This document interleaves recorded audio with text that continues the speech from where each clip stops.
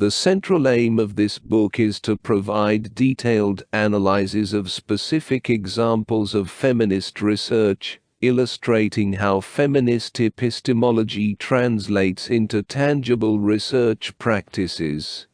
Indeed, the book offers comprehensive accounts of research projects spanning various domains, including colonialism, social work, LGBTQ+ issues, and cultural icons like Elvis Presley and Marilyn Monroe. Denise Farron's contribution highlights the nuanced nature of research methodologies, demonstrating how both statistical analysis and qualitative approaches construct partial representations of reality. Farron emphasizes the subjective nature of research methods, acknowledging that each approach offers a distinct perspective on the phenomenon under study. Ann Pugh further explores the complexities of research methodology, contending that while statistics are often deemed as more legitimate representations of reality, they require oversight to prevent misuse. Pugh argues that statistics, like any research tool, can be influenced by the biases and subjectivities of the researchers involved. Other researchers delve into the notion of objectivity in research, arguing that true objectivity is unattainable, and that researchers inevitably bring their own subjectivity to the research process. This perspective underscores the importance of transparency and reflexivity in research practice, encouraging researchers to acknowledge their own biases and the ways in which they shape their findings.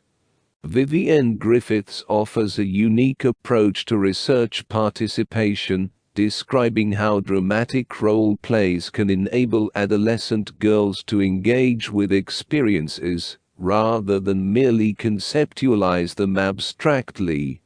This methodological innovation highlights the importance of incorporating diverse and participatory approaches to research, allowing marginalized voices to be heard and understood within academic discourse. The book presents a collection of feminist research projects, emphasizing their utility as flexible guidelines, rather than rigid prescriptions.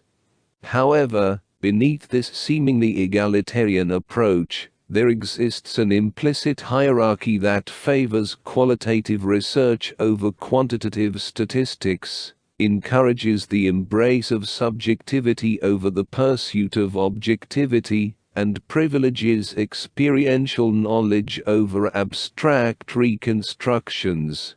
These tendencies raise questions about whether they stem from a genuine feminist epistemology, or simply reflect broader sociological critiques of positivism.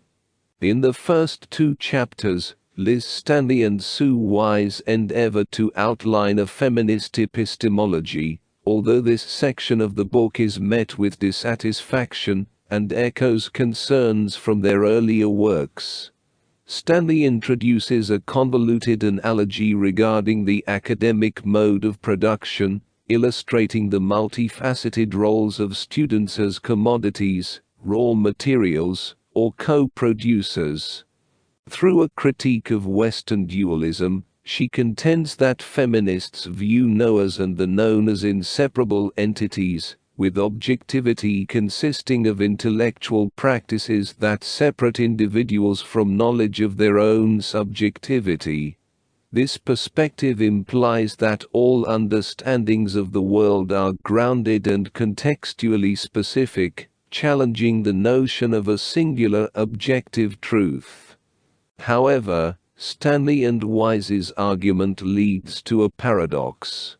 If knowledge is inherently subjective and context-dependent, then the knowledge produced by researchers cannot be equated with the knowledge possessed by the subjects of their research. This suggests a fundamental disjunction between academic knowledge and lived experience. Yet, The authors hesitate to assert the superiority of sociologists' knowledge over that of laypeople, fearing accusations of intellectual elitism.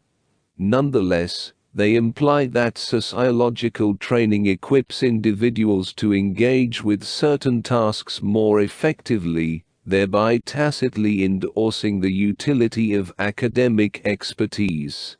This reluctance to fully embrace the epistemological implications of their argument reflects a broader ambivalence within feminist scholarship.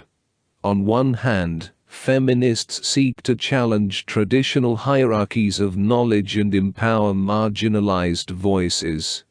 On the other hand, they recognize the value of expertise and specialization, particularly within academic disciplines like sociology.